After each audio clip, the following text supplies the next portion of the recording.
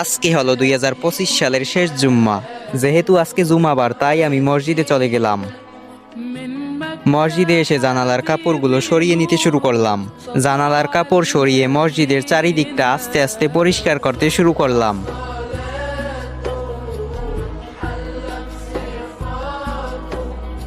চারিদিকটা পরিষ্কার করে কাপড়গুলো বিছিয়ে নিলাম।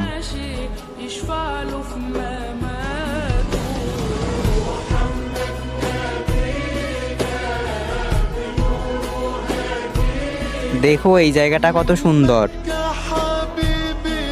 আমাকে টুপিতে কেমন লাগছে?